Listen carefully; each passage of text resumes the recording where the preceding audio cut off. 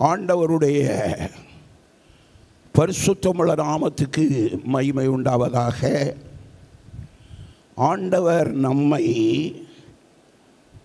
ஆலயமாக வைத்திருக்கிறார். அவர் வாசம் பண்ணக்கூடிய, அவர் தெரிந்தெடுத்த ஒரு ஆலயமாக கர்த்தர் நம்மை என்ன செய்திருக்கிறார்? வைத்திருக்கிறார். எனவே இந்த மாதம் ஒரு ஆசீர்வதிக்கப்பட்ட ஒரு மாதம். கர்த்தருடைய பிள்ளைகள் எந்த சூழ்நிலையிலும் கலங்காதபடி, திகையாதபடி கர்த்தருடைய வழியில் நடப்போம். கர்த்தர் நம்மோடு இருந்து நம்மை ஆசீர்வதிப்பார். நம்மை ஆண்டவர் ஆலயமாக வைத்திருக்கிறார். என்ன ஆலயம்? அவர் வாசம் பண்ணக்கூடிய ஆலயம். அவர் வாசம் பண்ணுவார். இயேசு உலகத்தில் வாசம் பண்ணினார். 33.5 ஆண்டு காலம் வாழ்ந்தார். பாவத்துக்காக, சாபத்துக்காக, ரோகத்துக்காக மரித்தார், உயிரோடு எழுந்தார். அவர் பரிசுத்த ஆவியானவரை நமக்காக அனுப்பியிருக்கிறார். இது யாருடைய காலம்? ஆவியானவருடைய காலம். இது யாருடைய காலம்? ஆவியானவருடைய காலம். எது? நமக்குள்ளே வாசம் பண்ணக்கூடிய காலம். வார்த்தையாக இருந்து உலகத்தை எல்லாம் படைத்தவர், வார்த்தை மாம்சமாகி உலகத்தில் வந்தவர், இன்றைக்கு ஆவியானவராய் எங்கே இருக்கிறாரு? நமக்குள்ள இருக்கிறார். அவர் நமக்குள்ள இருக்க வேண்டும் என்றால் நமக்கு என்ன வேணும்? பரிசுத்தம் வேண்டும். அதனால தான் காலையில் நம்ம பார்த்தோம், இச்சைகளுக்கெல்லாம், உலகத்தின் கேடுபாடுகளுக்கெல்லாம் கர்த்தருடைய பிள்ளைகள் விலகி ஜீவிக்க வேண்டும். முதலாவது எதிரி எது என்றால் உலகத்தின் இச்சைகள். கண்களின் இச்சை, மாம்சத்தின் இச்சை, ஜீவனத்தின் பெருமை, இவைகளெல்லாம் தேவனால் உண்டானது அல்ல. அது யாரால் உண்டானது? உலகத்தால் உண்டானது. உலகமும் அதன் இச்சைகளும் என்ன செய்து போகும்? ஒழிந்து போகும். தேவனுடைய சித்தத்தின்படி செய்கிறவனே என்றைக்கும் என்ன செய்வான்? நிலைத்திருப்பான். அதனால வேதத்தில் பல இடங்களில் பரிசுத்தத்தை பற்றி எழுதியிருக்கிறார். அதில் 1 தெசலோனிக்கேயர் 4வது அதிகாரத்தை நாம் பார்க்கும் பொழுது அங்கு பல இடங்களில் என்ன சொல்லப்பட்டிருக்கிறது என்றால், பரிசுத்தம் பரிசுத்தம் பரிசுத்தம் என்கிற சொல்லை நாம் அடிக்கடி காணலாம். அதை பார்க்கும் பொழுது அந்த 4வது அதிகாரம் 3வது வசனத்தை வாசியுங்கள். 4:3 1 தெசலோனிக்கேயர் பரிசுத்தமுள்ளவர்களாக வேண்டும் என்பதே, நீங்கள் பரிசுத்தமுள்ளவர்களாக வேண்டும் என்பதே தேவனுடைய சித்தமாய் இருக்கிறது. நம்மை பற்றி ஆண்டவருடைய சித்தம் என்னவென்றால், நீங்கள் என்ன ஆக வேண்டும்? பரிசுத்தமுள்ளவர்களாக வேண்டும். ஏனென்றால் அவர் பரிசுத்தர். அதனால தான் சொல்லுகிறார், நீங்கள் பரிசுத்தமுள்ளவர்களாக வேண்டும் என்பதே தேவனுடைய என்னவாய் இருக்கிறது? சித்தமாய் இருக்கிறது. அந்தபடி நீங்கள் வேசி மார்க்கத்துக்கு விலகி இருந்து, வேசி மார்க்கம் என்று சொல்லும் பொழுது உலகத்தை நேசித்து, உலகத்தின் பின்னால், உலகத்தின் ஆசாபாசங்களுக்கு பின்னால், உலகத்தின் மேன்மைகளுக்கு பின்னால் செல்லக்கூடியதுதான் என்ன மார்க்கம்? வேசி மார்க்கம். ஆண்டவரை பின்பற்றுகிறவர்கள் இந்த மார்க்கத்திற்கு தங்களை விலக்கி காத்து கொள்ளுவார்கள். அதனால உலகத்தின் இன்பங்கள், கண்களின் இச்சை, மாம்சத்தின் இச்சை, இவைகள் நம்மை பிடிக்க விடாதபடிக்கு இந்த காரியங்களுக்கெல்லாம் நாம் விலகி ஜீவிக்க வேண்டும். அதனால தான் சொல்லப்பட்டிருக்கிறது. அது தேவனுடைய சித்தமாக இருக்கிறது. அந்தபடியே நீங்கள் வேசி மார்க்கத்திற்கு என்ன செய்து விலகி இருந்து, அடுத்த வசனத்தில் சொல்றாரு பாருங்க, தேவனை அறியாத அஞ்ஞானிகளைப் போல, தேவனை அறியாத அஞ்ஞானிகளைப் போல. தேவனை அறியாதவர், தேவன் யார் என்பதை தெரிந்து கொள்ளாதவர்கள், தெரிந்து கொள்ள முடியாதவர்கள், அப்படிப்பட்ட தேவனை ஏற்றுக்கொள்ளாதவர்கள், தேவனை அறியாத அஞ்ஞானிகளைப் போல மோக இச்சைக்கு உட்படாமல் மோகம் உலகத்தின் மோகம். மற்றவர்கள் ஒரு உயர்ந்த ஆடையை பார்க்கும் அணிந்திருக்கிறதை பார்க்கும் பொழுது உடனே ஒரு இச்சை ஏற்படுகிறது. நமக்கு ஒன்று வாங்கினால் எப்படி எப்படி இருக்கும்? நன்றாயிருக்கும். இது ஒரு மோகம். உலகத்தை பார்க்கும் பொழுது உலகம் நம்மளை ஏமாத்தும். அதனால தான் பெரிய பெரிய கடைகள் எல்லாம் என்ன வச்சிருக்கிறா, முன்னால கொண்டு ஒரு சிலையை வச்சிருப்பான், அதுக்கு ஒரு அழகான சேலையை கட்டியிருப்பான், கழுத்தில் வேண்டாம் என்னத்தையாவது அந்த பெயிண்ட் பண்ண மாலைகளை தொங்க விட்டுருப்பான், போட்டிருப்பான் கழுத்தில். இதெல்லாம் பார்த்த உடனே ஆளுகளுக்கு என்ன ஏற்படுகிறது? நம்மளும் இப்படி வாங்கி போட்டால் நல்லா இருக்குமே அப்படிங்கிற ஒரு சிந்தை வருகிறது. இது என்னது? மோகம். இதுதான் என்னது? மோகம். ஆமருமையான கர்த்தருடைய பிள்ளையே, உலகம் அப்படித்தான் என்ன செய்கிறது? நடக்கிறது. பவுன் 54,000க்கு மேலே போயாச்சு. ஒரு பவுன் எத்தனை ஆயிரத்துக்கு மேலே? 54,000க்கு மேலே. இன்னைக்கு பேப்பரில் நீங்கள் பார்த்தீங்கன்னா 22,000 கிலோ தங்கம் நேற்றைய தினம் சேல்ஸ் ஆகிருக்குது. ஏதோ ஒரு சிறப்பான நாள். அந்த நாளுக்கு பேர் என்னது? எனக்கு பண்டையில் நிற்க மாட்டேங்குது. நானும் படித்து பார்த்தேன். என்னது? அட்சய திருதி. தோத்தரா நேற்று உள்ள அந்த அட்சய திருதி எத்தனை மணியிலேருந்து தொடங்கிருக்குது? இன்றைக்கு லேசாத மத்தியானத்துக்கு பிறகு வாசித்தேன். வாசிக்கிற வேளையில் 4:56 இருந்து அட்சய திருதி நேரம் தொடங்கி இருக்குது. அப்போ 4:56 விடிய காலம். ஏய், அந்த நேரத்திலே போய் காத்து கிடந்திருக்காங்க கடைகளில். அதனால 22,000 கிலோ வித்து இருக்குது. மற்ற வருஷத்தை காட்டிலும் கூடுதல். கூட 1 மடங்குக்கு மேலே விலை கூடின பிறகும் விற்பனை என்ன செய்யலை? குறையவில்லை. மோகம். அதில் ஒரு பாயிண்ட் கொடுத்துருக்கா பாருங்க. கொன்னுட்டு ஆளுகள் எல்லாம். இது கலைஞருடைய மகன் ஸ்டாலின் கொடுத்த 1000 ரூபாயெல்லாம் சேர்த்து வைத்து ஒரு 7,000 ரூபாய்க்கு ஒரு சின்ன பிட்டு போல ஒன்றை வாங்கி கொண்டு சென்றார்கள். இதெல்லாம் பார்க்கிறதற்கு ரொம்ப மேன்மையாய் என்ன செய்தது இருந்தது என்பதாக சொல்லப்பட்டிருக்கிறது. இதெல்லாம் என்னது? ஒரு மோகம். இதெல்லாம் என்னது? ஒரு மோகம். கர்த்தருடைய பிள்ளைகளில் எத்தனை பேர் அப்படிப்பட்டதுக்கு போனாங்களோ தெரியாது. நம்ம யாரையும் குறை சொல்கிறதுக்கு இல்லை, அது அவங்கவுங்க விருப்பம். எப்படியும் உலகம் ஆளுகளை விடல, இழுக்குது. எந்த விதத்தில் நீ பேப்பரில் தான் அட்வர்டைஸ்மெண்ட் என்ன தெரியுமா? தினத்தந்தியில எல்லாம் ஒவ்வொரு நகைக்கடைக்காரங்களும் ஒவ்வொரு பக்கம் 2 பக்கம் இப்படியெல்லாம் போட்டு தந்திகாரனுக்கும் பயங்கர அட்வர்டைஸ்மெண்ட்டில் ஏகப்பட்டது. கூட்டத்தை வாத்தியெல்லாம் அவ்வளவும் படம் பிடிச்சி போட்டதை பார்த்தாங்கன்னா கடைக்கு கடை பெரிய இந்த கல்யாண வீடு பட்ட பாடுதான். எவ்வளவு பயங்கரமான ஒரு காலம் பற்றியலா. இப்படிப்பட்ட ஒரு ஆசை தான் மக்களுக்கு இருக்குது. அப்படிப்பட்ட ஆசைகள் எல்லாம் கழுத்தில் போட்டுக்கிட்டு திரிகிறாங்களா? போட்டுக்கிட்டு தெரியல. எல்லாம் வாங்கி சேர்த்து எங்கே கொண்டு வச்சிடுறாங்க? லாக்கரில் வச்சுருக்காங்க. 2-3 நாளைக்கு முன்னால் ஒரு அருமையான தாயார் சகோதரி, எனக்கு வயசு உள்ள ஆள், டீச்சர், அவங்க எனக்கு ஃபோன் பண்ணாங்க. ஃபோன் பண்ணுற வேளையில் சொன்னார்கள், சில காரியங்களை சொன்னதில் ஒரு பாயிண்ட் என்னன்னா, பிள்ளை சின்ன பிள்ளை, பேத்தி என்ன பிள்ளை? சின்ன பிள்ளை. ஆனால் அதுக்கு வச்சிருக்க நகைக்கு அளவு கிடையாது. அவ்வளவு ரொம்ப வாங்கி. அப்போ நான் தான் கேட்குறேன், டீச்சர் இதெல்லாம் எங்கே வச்சு கள்ள வந்தாட்டா அவ்வளோ அடிச்சுட்டு போயிடுவார். அது கிடையாது சார், அது எல்லாம் லாக்கரில் இருக்குது. எனக்கு அது லாக்கரில் இருக்குது, என் மகளுக்கு அது லாக்கரில் இருக்குது, என் பேத்திக்கு அது எங்கே இருக்குது? லாக்கரில் இருக்கிறது. இவ்வளவுக்கு கிறிஸ்தவர்கள். மனுஷனுக்கு நிறைய பாத்தியலா. போடுறவங்களை நம்ம குற்றம் சொல்ல முடியாது. போடுறவங்களை நம்ம ஆசீர்வதிக்க தான் செய்யணும்.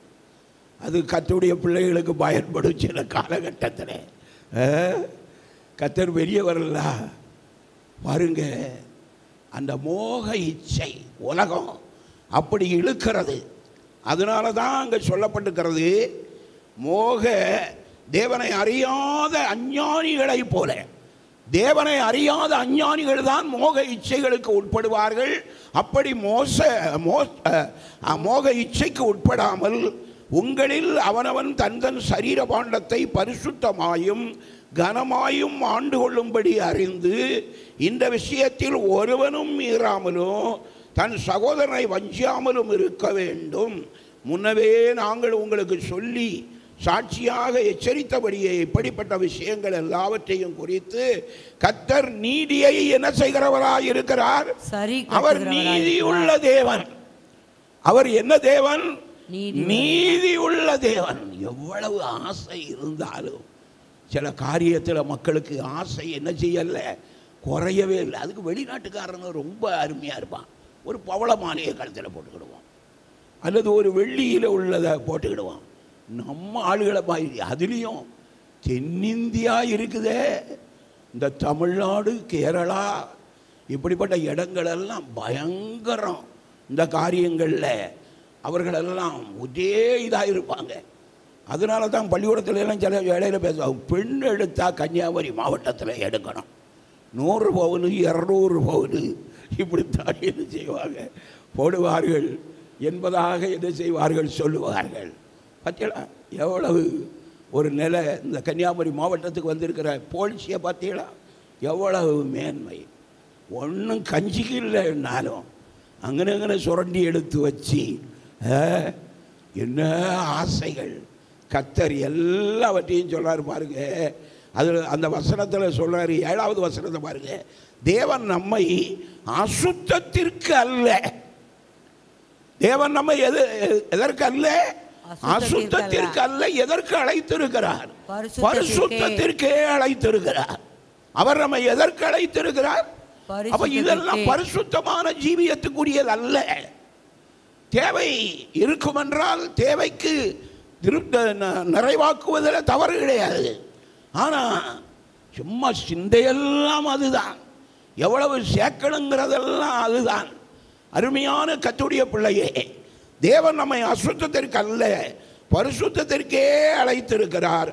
ஆகையால் அசட்டை பண்ணுகிறவன் மனுஷரை அல்ல, தமது பரிசுத்த ஆவியை நமக்கு தந்தருளின தேவனையே அசட்டை பண்ணுகிறான்.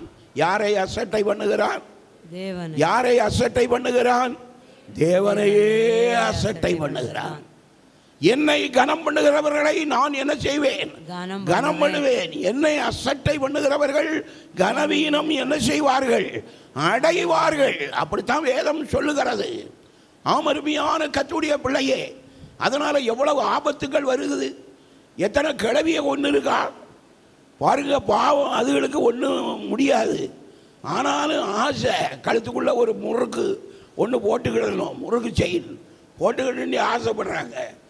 கிளவிக கழுத்தில் நடக்கிறத கத்திரிக்கோலாச்சு வெட்டிடுறான். சில விதத்தில் அந்த நகையை வெட்டுவதற்கு பதிலாட்டு கழுத்திலேயே ஒரு பகுதியை வெட்டிடுவான். எவ்வளவு சங்கடம் பார்த்தீங்களா, எவ்வளவு வேதனையான நிகழ்வுகள். ஆனாலும் மனுஷனுக்கு ஆசை விட்டுதான். அதுலேயும் நம்ம பெந்தேகோஸ்து ஆளுகளும் அதே மாதிரி தானே. சிலர்லாம் எல்லாம் விட்டுட்டோன்னு சொல்லுவாங்க, அங்கே வீட்டுக்குள்ளே வச்சுருப்பாங்க. கடைசியில் கள்ளை கூட்டுட்டு போகிற வேலையில் தான் சொல்லுவாங்க, இத்தனை பவுன் அடிச்சுட்டு போயிட்டானே. அப்படிப்பட்ட சம்பவமெல்லாம் நடக்குது. அப்படிப்பட்ட சம்பவமெல்லாம் என்ன செய்யுது? நடக்குது. அருமையான கர்த்தருடைய பிள்ளை, இது நான் சும்மா ஒன்றும் சொல்கிறேன்னு நினச்சிக்கிடாதுங்க. இனிதான் விஷயத்துக்கு வரப்போகிறேன். அருமையான கர்த்தருடைய பிள்ளையே, கர்த்தருடைய ஆவியானவர் நம்மோடு இருப்பார் என்றால் நாம் பல காரியங்களுக்கு நம்ம விலக்கி ஜீவிக்க வேண்டும். அப்போ அசட்டை பண்ணுகிறவன் தமது பரிசுத்த ஆவியை நமக்கு தந்தருளின தேவனை என்ன செய்கிறான்? அசட்டை பண்ணுகிறான் என்பதாக சொல்லப்பட்டிருக்கிறது. 9வது வசனத்தை வாசியுங்கள். சகோதர சிநேகத்தை குறித்து நான் உங்களுக்கு எழுத வேண்டுவதில்லை, நீங்கள் ஒருவரில் ஒருவர் அன்பாய் இருக்கும்படிக்கு தேவனால் போதிக்கப்பட்டவர்களாய் இருக்கிறீர்களே. அன்பாய் இருக்கும்படிக்கு தேவனால் என்ன செய்யப்பட்டவர்களாய் இருக்கிறீர்கள்? போதிக்கப்பட்டவர்கள். தேவனால் போதிக்கப்பட்டவர்களாய் என்ன செய்கிறீர்களே? இருக்கிறீர்களே என்பதாக கர்த்தருடைய வேதம் சொல்லுகிறது.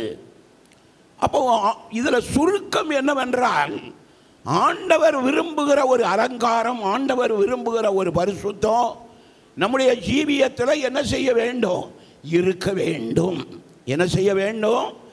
இருக்க வேண்டும். அதைத்தான் தேவன் விரும்புகிறார்.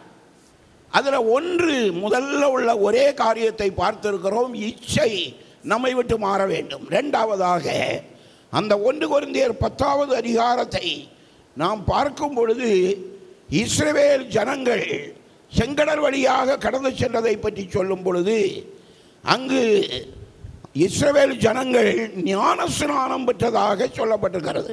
10வது அதிகாரம் 2வது வசனம். 1 கொரிந்தியர் 10வது அதிகாரம் 2வது வசனத்தை வாசியுங்கள். எல்லாரும் மோசைக்குள்ளாக மேகத்தினாலும், எல்லாரும் மோசைக்குள்ளாக மேகத்தினாலும் சமுத்திரத்தினாலும் ஞான ஸ்நானம் பண்ணப்பட்டார்கள். அவன் மோசைக்குள்ளாக செங்கடல்ல கடந்து சென்ற அந்த பாதை மேகத்தினாலும் சமுத்திரத்தினாலும் அவர்கள் என்ன செய்யப்பட்டார்கள்? ஞானஸ்நானம் பண்ணப்பட்டார்கள். எல்லாரும் ஒரே ஞான போஜனத்தை எல்லாரும் ஒரே ஞான போஜனத்தை என்ன செய்தார்கள்? புசித்தார்கள். என்ன ஞான போஜனம்? வானத்தில் இருந்து பொழிந்த என்னது? மன்னா. மன்னா. இயேசு தன்னை ஜீவ அப்பம், ஜீவ மன்னா என்பதாக சொல்லி இருக்கிறார். ஒரே ஞான போஜனத்தை புசித்தார்கள். எல்லாரும் ஒரே ஞான பானத்தை குடித்தார்கள். ஞான பானத்தை குடித்தார்கள். எப்படி எனில், அவளோடு கூட சென்ற ஞான கன்மலையின் தண்ணீரை குடித்தார்கள். அவர்களோடு சென்ற என்ன கன்மலை? ஞான கன்மலை. ஞான கன்மலையின் தண்ணீரை என்ன செய்தார்கள்? குடித்தார்கள். பேசுன்னு சொன்னாரு, அடித்தான். அருமையான கர்த்தருடைய பிள்ளையே, அடித்த வேளையில என்ன வந்தது? தண்ணீர் நதியாய் புறப்பட்டு வந்தது. ஞான கன்மலையின் தண்ணீரை குடித்தார்கள். அந்த கன்மலை கிறிஸ்துவே. அந்த கன்மலை கிறிஸ்துவே. அப்படி இருந்தும் அவர்களில் அதிகமான பேர்களிடத்தில், அப்போ மோசேக்குள்ளாக ஞான ஸ்நானம் பெற்றார்கள். சமுத்திரத்தில் வழியாக கடந்து செல்லும் பொழுது ஞான கன்மலையின் தண்ணீரை குடித்தார்கள். அந்த கன்மலை யாரு? கிறிஸ்து. அப்படி இருந்தும் அவர்களில் அதிகமான பேர்களிடத்தில் தேவன் எப்படி இருக்கவில்லை? பிரியமாய் இருந்ததில்லை. அப்படி இருந்தும் ஞான கன்மலையின் தண்ணீரை குடித்தார்கள். ஞான போஜனத்தை புசித்தார்கள். அவர்கள் மேகத்தினாலும் சமுத்திரத்தினாலும் ஞானஸ்நானம் பண்ணப்பட்டார்கள். எல்லாம் செய்திருந்தாலும் அவர்கள் அப்படி இருந்தும் அவர்களில் அதிகமான பேர்களிடத்தில் தேவன் என்ன செய்யவில்லை? பிரியமாயிருந்ததில்லை. ஆதலால் வனாந்திரத்திலே அவர்கள் அழிக்கப்பட்டார்கள். ஏனென்றால் அவர்கள் தேவனை விசுவாசிக்கவில்லை, தேவனை நம்பவில்லை. தேவனுக்காக என்னென்ன காரியத்தை விட வேண்டுமோ விட்டுவிட்டு நாம் சென்றோம் என்றால் நம்மை பார்க்கிறவர்கள் என்ன நினைப்பார்கள்? கஞ்சிக்கு இல்லாதவன், ஒன்றுக்கு இல்லாதவன் என்பதாக சொல்லி நம்மை உதாசீனப்படுத்துவார்களே என்பதாக சொல்லி தங்களுடைய சுய மூளைக்கு, சுய சிந்தனைக்கு தங்களை ஒப்பு கொடுத்ததினால் அவர்கள் எல்லாம் எங்க அழிக்கப்பட்டார்கள்? வனாந்திரத்தில்.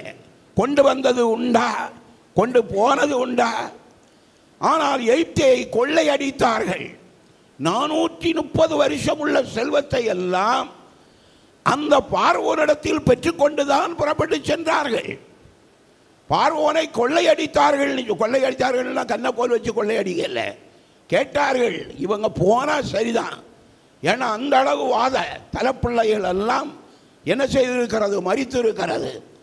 ஒரே எகிப்து தேசம் முழுவதும் ஒரே ஓலம், ஒரே அழுகை. எனவே அதற்கு தப்ப வேண்டும் என்றால் நீங்க போயிருங்க, உங்க தேவனை ஆராதிக்கிறதுக்கு நீங்க போங்க. 3 நாள் பிரயாணம் பண்ணி தானே ஆராதிக்கன்னு சொல்றீங்க, நீங்க போங்க. உடனே இவர்கள் என்ன கேட்டார்கள்? எங்களுக்குள்ளதெல்லாம் போடு, நாங்க போறோம். எங்களுக்குள்ளதெல்லாம் என்ன செய்ய? இந்த 430 வருஷ காலமாய் செங்கல் அறுக்கிற வேலை, வைக்கோல் சேர்க்கிற வேலை, செங்கலை சுடுகிற வேலையில் எங்களை உழுக்க எடுத்தியே, எனவே எங்களுக்குரிய கூலியை போடு, புறப்படுவோம் என்பதாக சொல்லுகின்றார்கள். தேவன் கொடுத்த நெருக்கத்தினாலே பார்வோன் சொல்லுகிறான், வாங்கிக்க, எல்லாம் வாங்கிக்க, என்ன வேணும்? அப்பொழுது அவர்கள் கொடுத்தது என்ன? வெள்ளி உடைமைகளையும் பொன்னுடைமைகளையும் அந்த எய்த்தியில் உள்ள பொருட்களை எல்லாம் கொடுத்தார்கள். எல்லாவற்றையும் பெற்றார்கள், எல்லாவற்றையும் பெற்றார்கள்.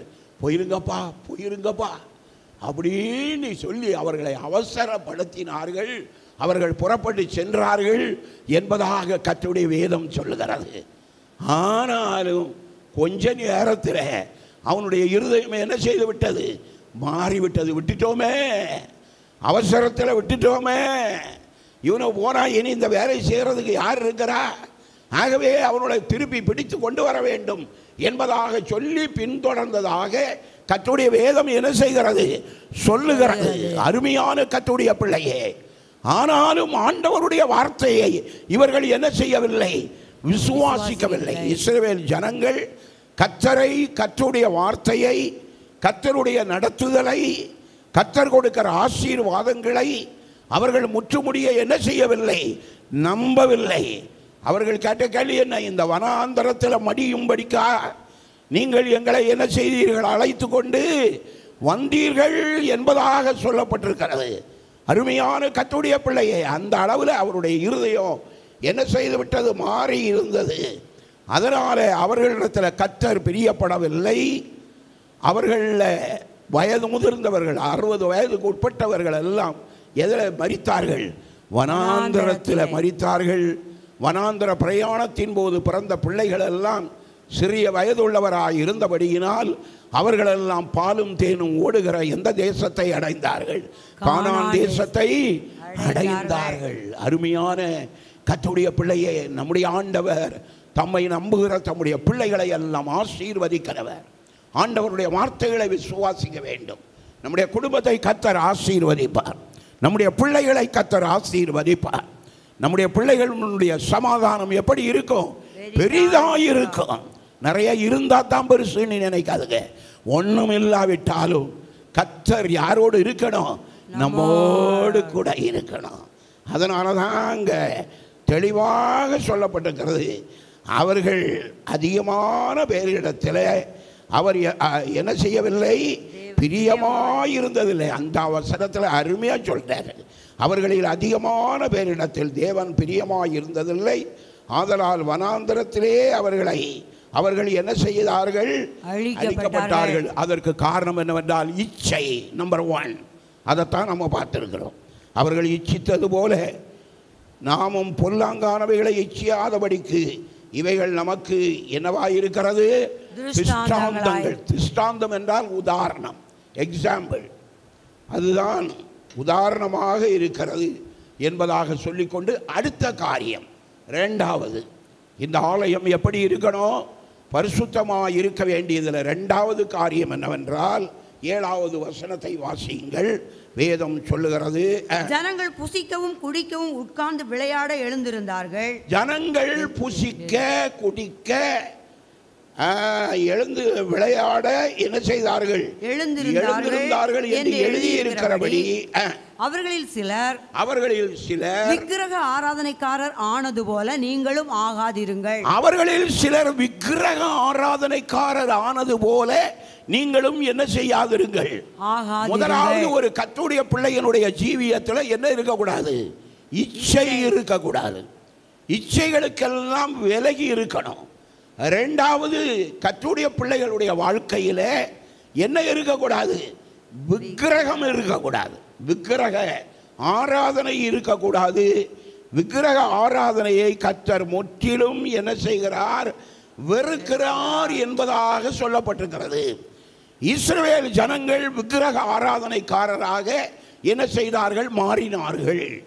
அதனால கர்த்தர் நான் உங்களோடு வரமாட்டேன் என்பதாக சொல்லிவிட்டார். வாசியுங்கள், யாத்திராகமம் 32வது அதிகாரம் 1வது வசனத்தை வாசியுங்கள். 1வது வசனம், யாத்திராகமம் 32வது அதிகாரம் 1வது வசனத்தை வாசிங்கள்.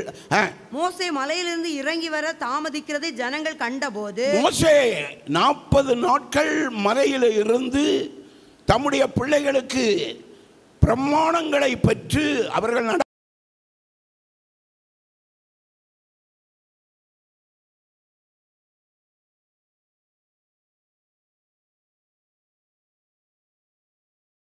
தேசத்திலிருந்து எங்களை அழைத்து கொண்டு வந்த அந்த மோசேக்கு என்ன சம்பவித்ததோ அதை அறியோம். ஆதலால் நீர் எழுந்து எங்களுக்கு முன் செல்லும் தெய்வங்களை என்ன செய்யும்? இதுவரையிலும் எகிப்தில் எப்படி நடத்தினார், வனாந்தரத்தில் எப்படி நடத்தினார், செங்கடல்ல எப்படி நடத்தினார், எல்லாவற்றையும் அறிந்த இந்த ஜனங்கள் இப்பொழுது அவர்களை பாருங்க, எங்களை வழிநடத்தி வந்த அந்த மோசே 40 நாள் மலையில போய் இருக்கிறார். அவருக்கு என்ன சம்பவித்தது? உயிரோடு இருக்கிறாரோ இல்லையோ? ஏன்னா மலையை தொடவே கூடாது, தொட்டவன் சாவான். தொட்டவன் என்ன செய்வான்? சாவான். மோசேயினுடைய பணிவிடைக்காரனாகிய யோசுவா கூட ஒரு குறிப்பிட்ட எல்லை தாண்டி அவர் இருந்து கொண்டே இருக்கிறார். 40 நாள் மோசேக்காக காத்திருக்கக்கூடிய ஒரு சூழ்நிலையில் இருக்கிறார். ஜனங்கள் இங்கு யாரை பார்க்கிறார்கள் என்றால் ஆரோனை பார்க்கிறார்கள். ஆரோன் யார்? மோசேயினுடைய அண்ணன். அவன்தான் பிரதான ஆசாரியன். பிரதான ஆசாரியனாகிய மோசேயை நோக்கி, மோசேக்கு என்ன சம்பவித்ததோ எங்களுக்கு தெரியாது, அதனால எங்களுக்கு முன் செல்லும் தெய்வங்களை நீர் என்ன செய்யணும்? ஏற்படுத்தணும். காரணம், அவர் உயிரோடு இருக்காரோ இல்லையோ எங்களுக்கு தெரியாது, அவர் இதுவரையிலும் வரல. அதனால எங்களுக்கு முன் செல்லும் தெய்வத்தை நீர் என்ன செய்யணும்?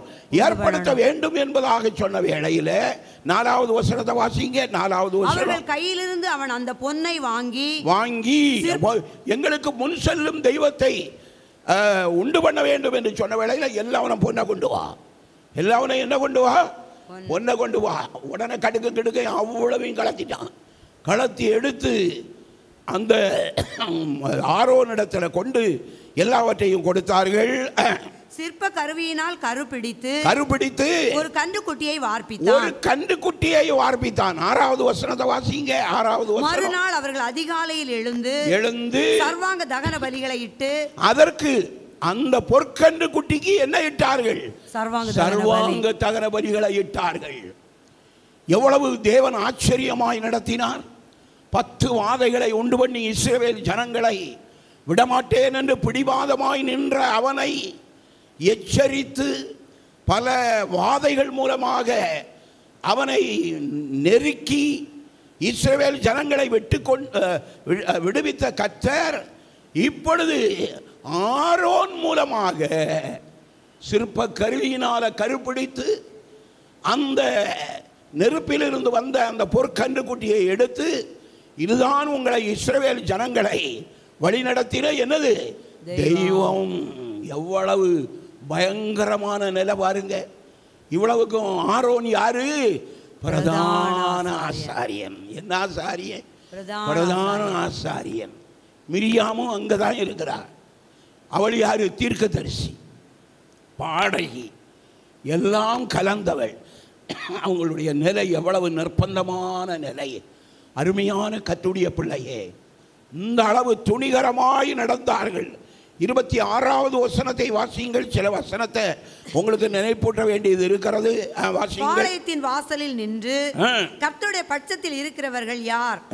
அவர்கள் என்னிடத்தில் சேர கடவர்கள் என்றான். மோசே வந்து பார்க்கிற வேளையிலே இவர்கள் பொற்கன்று குட்டியை வைத்து எல்லாம் ஆடல் பாடலோடு அதை தொழுது கொண்டிருக்கிறார்கள்.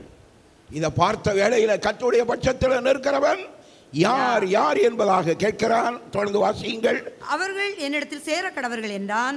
அப்பொழுது லேவியின் புத்திரர் எல்லாரும் அவனிடத்தில் கூடி வந்தார்கள். அவன் அவர்களை நோக்கி, உங்களில் ஒவ்வொருவனும் தன் பட்டயத்தை தன் அறையிலே கட்டிக்கொண்டு பாளையம் எங்கும் உள்ளும் புறம்பும் வாசலுக்கு வாசல் போய் ஒவ்வொருவனும் தன் சகோதரனையும் ஒவ்வொருவனும் தன் சிநேகிதனையும் ஒவ்வொருவன் தன் அயலானையும் கொன்று போட கடவன் என்று இஸ்ரவேலின் தேவனாகிய கர்த்தர் சொல்லுகிறார். ஒவ்வொருவரையும் வெட்டி என்ன செய்ய வேண்டும்? கொல்ல வேண்டும். பொற்கன்று குட்டியை அவர்கள் வணங்கினார்கள். பொற்கன்று குட்டி, ஒரு கண்ணுக்குட்டியை பொண்ணுனால செய்யணும், அது எவ்வளவு விலை உள்ளதாக இருக்கும். அருமையான கர்த்தருடைய பிள்ளையே, அதுக்கு பிறகு அதை அடித்து உடைத்து தூளாக்கி தண்ணீரை கரைத்து எல்லாம் குட்டி அப்படின்னு சொல்லியில் கொடுத்தார். காரணம், விக்கிரக ஆராதனையை நம்முடைய ஆண்டவர் அவ்வளவு வெறுக்கிறவர். அதனால தானே அங்கே வேதத்தில் யாத்திராகமம் 20வது அதிகாரம் 4வது வசனத்தில் இவ்விதமாக சொல்லப்பட்டிருக்கிறது. மேலே வானத்திலும் கீழே பூமியிலும் பூமியின் கீழ் தண்ணீரிலும் உண்டாயிருக்கிறவைகளுக்கு ஒப்பான ஒரு சொரூபத்தையாவது யாதொரு விக்கிரகத்தை ஆகிலும் நீ உனக்கு உண்டாக்க வேண்டாம். முதல் கற்பனை அதுதான். மேலே என்னது? வானத்திலும், கீழே என்னது? பூமியிலும். இந்த இடங்கள்ல உண்டாயிருக்கிறதற்கு ஒப்பான ஒரு சொரூபத்தை ஆகிலும் விக்கிரகத்தை ஆகிலும் நீ உனக்கு என்ன செய்ய வேண்டாம்? உண்டாக்க வேண்டாம். அவைகளை நமஸ்கரிக்க வேண்டாம். அவைகளை என்ன செய்ய வேண்டாம்? சேவிக்க வேண்டாம். அவைகளை என்ன செய்ய வேண்டாம்? சேவிக்க வேண்டாம் என்பதாக சொல்லி எவ்வளவு கடுமையாக கர்த்தர் 10 கட்டளையில முதல் கட்டளையாக வைத்திருக்கிறார். அதுதான் உபாகமம் 5வது அதிகாரம் 8வது வசனத்திலும் சொல்லுகிறார். காணாத குறைக்கு உபாகமம் 5:8 வசனத்தை பார்க்கும் பொழுது வேதம் தெளிவாக சொல்கிறது. 5வது அதிகாரம் 8வது வசனத்தை வாசியுங்கள். கர்த்தருடைய வேதம் சொல்கிறது, மேலே வானத்திலும் கீழே பூமியிலும் பூமியின் கீழ் தண்ணீரிலும் உண்டாயிருக்கிறவைகளுக்கு ஒப்பான ஒரு சுரூபத்தை ஆகிலும் யாதொரு விக்கிரகத்தை ஆகிலும் நீ உனக்கு உண்டாக்க வேண்டாம். அருமையான கர்த்தருடைய பிள்ளையே, எந்த பொருளும் நமக்கு என்னவாய் இருக்கக்கூடாது? விக்கிரகமாய் இருக்கக்கூடாது. சிலருக்கு விக்கிரகம், பிள்ளைகள் விக்கிரகமாய் இருப்பார்கள். அதுகளுக்கு தான் முதலிடம் கொடுப்பார்கள். கர்த்தருடைய ஆலயத்துக்கோ, கர்த்தரை தேடுவதற்கோ, கர்த்தருடைய சமூகத்தில் வருவதற்கோ ஒரு முக்கியத்துவம் இருக்காது. எல்லாவற்றை காட்டிலும் ஒரு தேவ பிள்ளை யாருக்கு முக்கியத்துவம் கொடுக்கணும்? கர்த்தருக்கு கொடுக்கணும். அதைத்தான் தேவன் விரும்புகிறார். லேவியராகமம் 26வது அதிகாரம் 1வது வசனத்தை வாசியுங்கள். லேவியராகமம் 26:1 வசனம். நீங்கள் உங்களுக்கு விக்கிரகங்களையும் சுரூபங்களையும் உண்டாக்காமலும் உங்களுக்கு சிலையை நிறுத்தாமலும் சித்திரம் தீர்த்த கல்லை நமஸ்கரிக்கும் பொருட்டு உங்கள் தேசத்தில் வைக்காமலும் இருப்பீர்களாக நான் உங்கள் தேவனாகிய கர்த்தர். இதெல்லாம் நீங்க வைக்க கூடாது, இதற்கெல்லாம் முக்கியத்துவம் கொடுக்க கூடாது என்பதாக சொல்லி கர்த்தர் எச்சரிக்கிறதை வேதத்தில் நம்ம என்ன செய்ய முடிகிறது? காண முடிகிறது. இனி எது விக்கிரகம்? அநேகர் நினைச்சுக்கிறாங்க சிலதான் விக்கிரகம்னு நினைத்து கொள்ளுகிறோம். கிடையாது. 1 சாமுவேலின் புஸ்தகம் 15வது அதிகாரம் 23வது வசனத்தை நாம் பார்க்கும் பொழுது அங்கு கர்த்தருடைய வேதம் சொல்லுகிறது. நான் இனி வசனங்களை மட்டும் சொல்லுவேன். பாருங்க, 15:23 பாருங்கள். இரண்டகம் பண்ணுதல் பில்லி சூனிய பாவத்திற்கும், ரெண்டகம் பண்ணுதல் உண்ட வீட்டுக்கு ரெண்டகம் பண்ணுதல், நம்பிக்கை துரோகம் பண்ணுகிறது. அவர்கள் ரெண்டகம் பண்ணுதல் பில்லி சூனிய பாவத்திற்கும், முரட்டாட்டம் பண்ணுதல் அவ பக்திக்கும். முரட்டாட்டம் பண்ணுதல் முரண்டு பிடிக்கிறது. சிலர் நான் செய்கிறது தான் சரி, நீங்க செய்கிறது ஒன்றும் சரி கிடையாது. இது என்ன பண்ணுதல்? முரட்டாட்டம் பண்ணுதல். அவ பக்திக்கும் விக்கிரக ஆராதனைக்கு வேற ஒரு இடத்துக்கு போக வேண்டாம். நாம் பிடிச்ச முயலுக்கு எத்தனை காலு? நாம் பிடிச்ச முயலுக்கு எத்தனை காலு? 3 கால். அப்படின்னு சொல்லி முரட்டாட்டம் பண்றிய பார்த்தீங்களா? சில வீடுகளில் பெண்கள் முரட்டாட்டம் பண்ணுவார்கள். இப்படித்தான் செய்ய முடியும், என்னத்தையும் பண்ணிட்டு போவோம் அப்படின்னுவாங்க. சில வீடுகளில் ஆண்கள் முரட்ட வேண்டான்னா வேண்டாம், நீ தின்னுட்டு போ. எல்லாருக்கும் சேர்த்து தானே பண்ணியிருக்குது. கொஞ்சம் ஒரு நேரம் கொஞ்சம் ஆயிட்டுன்னு சொன்னால் கிளாச்சிக்கிட்டு என்னெல்லாம் பண்ணிடுறோம். வேதம் முரட்டாட்டம் பண்ணுதல், வேத வசனத்தின்படி பார்க்கும் பொழுது முரட்டாட்டம் பண்ணுதல் அவபக்திக்கும் பக்தி கிடையாது. அந்த ஆளுகிட்ட என்ன கிடையாது? பக்தி கிடையாது. கொஞ்சம் பொறுமையாக இருக்கணும். கொஞ்சம் எப்படி இருக்கணும்? பொறுமையாக யோசிக்கணும். அவங்களுக்கு 2 கை 2 காது தானே இருக்குது. அதுபோல் புருஷன் சில காரியங்களை செய்கிற வேலையிலையும் பெண்கள் என்ன செய்யணும்? பொறுக்கணும். அப்படி பொறுமை இல்லாவிட்டால் முரட்டாட்டம். அப்படிப்பட்டவங்களுக்கு என்ன இருக்குது சொல்லுங்க, அந்த வார்த்தையை சொல்லுங்க. முரட்டாட்டம் பண்ணுதல் அவபக்திக்கும் விக்கிரக ஆராதனைக்கும் சரி என்பதாக சொல்லப்படுது. 1 கொரிந்தியர் 10வது அதிகாரம் 14வது வசனத்தை வாசியுங்கள். கர்த்தருடைய வேதம் எப்படி சொல்லுகிறது? ஆகையால் எனக்கு பிரியமானவர்களே, ஆகையால் எனக்கு பிரியமானவர்களே, விக்கிரக ஆராதனைக்கு விலகி ஓடுங்கள். விக்கிரக ஆராதனைக்கு என்ன செய்யுங்கள்?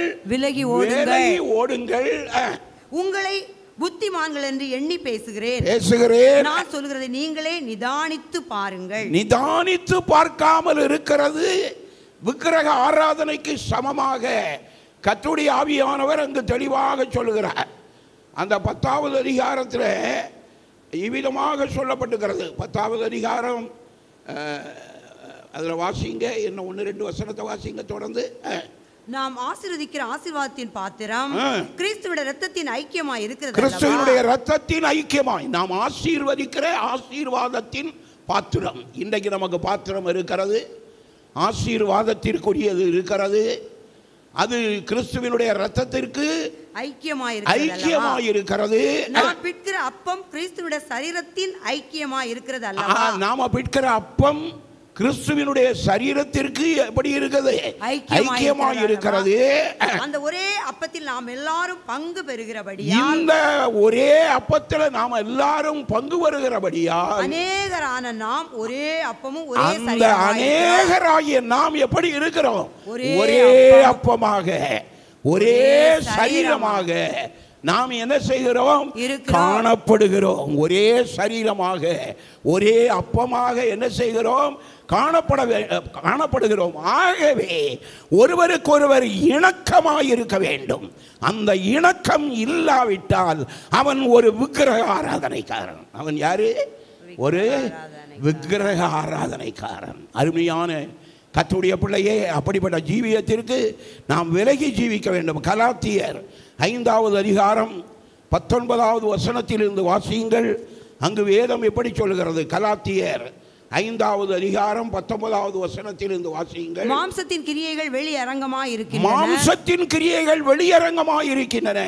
அவையாவன விபசாரம், வேசித்தனம், அசுத்தம், காமவிகாரம், விக்கிரக ஆராதனை, வில்லி சூனியம், பகைகள், விரோதங்கள், வைராக்கியங்கள், கோபங்கள், சண்டைகள், பிரிவினைகள், மார்க்க பேதங்கள், பொறாமைகள். எவ்வளவு பெரிய பட்டியலை சொல்லி இருக்கிறாரு. இந்த பட்டியலில் ஏறக்குறைய சிலருக்கு எல்லாம் இருக்கிறது. சிலருக்கு என்ன இருக்குது? 1-2 கூட குறைவு கிடையாது, அவ்வளவு இருக்குது. மாம்சத்தின் கிரியைகள் எப்படி இருக்கின்றன? வெளியரங்கமாக இருக்கின்றன, உள்ள மறைந்து இல்லை. மாம்சத்தின் கிரியைகள் எப்படி இருக்கின்றன? வெளியரங்கமாக இருக்கின்றன. விபசாரம், வேசித்தனம், அசுத்தம், காமவிகாரம், விக்கிரகாராதனை, பில்லி சூனியம், பகைகள், விரோதங்கள், வைராக்கியங்கள், கோபங்கள், சண்டைகள், இவைகள் எல்லாம் ஒருவனுக்குள் இருக்கும் என்றால், அருமையான கர்த்தருடைய பிள்ளையே, அவன் யாருக்குரியவன்? அவன் யாருக்குரியவன் சொல்லுங்க? மாம்சத்துக்குரியவன். யாருக்குரியவன்? அந்த மாம்சம்தான் மிஞ்சின் இருக்கிறது. கர்த்தருடைய பிள்ளைகள் கர்த்தருடைய பந்தியில பங்கு பெறுகிறவர்கள் இந்த மாம்சத்தின் கிரியைகளுக்கெல்லாம் என்ன செய்யணும்? விலகி ஜீவிக்க வேண்டும். மாம்சத்தின் கிரியைகளுக்கெல்லாம் என்ன செய்யணும்? விலகி. எபேசியர் 5வது அதிகாரம் 5வது வசனத்தை வாசியுங்கள். கர்த்தருடைய வேதம் சொல்லுகிறது. விக்கிரக ஆராதனையில எவ்வளவு காரியங்களை சொல்ல பாருங்க. 5வது அதிகாரம் 5வது வசனத்தை வாசியுங்கள். விபசாரக்காரனாவது அசுத்தனாவது விக்கிரக ஆராதனைக்காரனாகிய பொருள் ஆசை இருக்கக்கூடாது. நீங்க மோசேயினுடைய மாமன் சொன்ன ஆலோசனையில பாருங்க, பொருளாசையை வெறுக்கிறவனாய் இருக்கணும். பொருளாசையை என்ன செய்கிறவனாய் இருக்கணும்? வெறுக்கிறவனாக இருக்க வேண்டும். பொருளாசை காரணாவது தேவனுடைய ராஜ்யமாகிய கிறிஸ்துவின் ராஜ்யத்தில் என்ன செய்வதில்லை? சுதந்திரம் அடைவதில்லை. அவர்கள் சுதந்திரம் அடைவதில்லை என்பதாக கர்த்தருடைய வேதம் சொல்கிறது. கொலோசியர் 3வது அதிகாரம் 5வது வசனத்தை வாசியுங்கள். கொலோசியர் விபசாரம், அசுத்தம், மோகம், துர்ரிச்சை, விக்கிரக ஆராதனையான என்னது? பொருளாசை. மறுபடியும் பொருளாசையில ரொம்ப கண்டிக்கிறார். அருமையான கர்த்தருடைய பிள்ளையே, இந்த பண காரியங்கள்ல அந்த பொருள் ஆசையில கர்த்தருடைய பிள்ளைகள் இடம் கொடுக்கவே கூடாது. கர்த்தருடைய பிள்ளைகள் என்ன செய்யக்கூடாது? இடம் கொடுக்கவே கூடாது. கர்த்தரை சார்ந்து இருக்கணும். கர்த்தரை நம்பி அவருடைய வழியில என்ன செய்ய நடக்கணும். வெளிப்படுத்தல் 22வது அதிகாரம் 15வது வசனத்தை வாசியுங்கள். வேதம் சொல்லுகிறது. வெளிப்படுத்தல் 22:15வது வசனம். நாய்களும் 15வது வசனம் தானே? வாசிங்க. நாய்களும் சூனியக்காரரும், விபசாரக்காரரும், கொலைபாதகரும், விக்கிரக ஆராதனைக்காரரும், பொய்யை விரும்பி அதன்படி செய்கிற யாவரும் புறம்பே இருப்பார்கள். நாய்கள், சூனியக்காரர், மற்றவர்களுக்கு சூனியம் பண்ணக்கூடிய ஆட்கள், சூனியமாய் பேசுகிற மக்கள். அருமையான கர்த்தருடைய பிள்ளையே, அவர்களெல்லாம் தேவனுடைய ராஜ்யத்திற்கு எப்படி இருப்பார்கள்? புறம்பே இருப்பார்கள். எங்க இருப்பார்கள்? புறம்பே இருப்பார்கள். என்ன ஒரு வசனம், ஏசாயா 30வது அதிகாரம் 22வது வசனத்தை வாசியுங்கள்.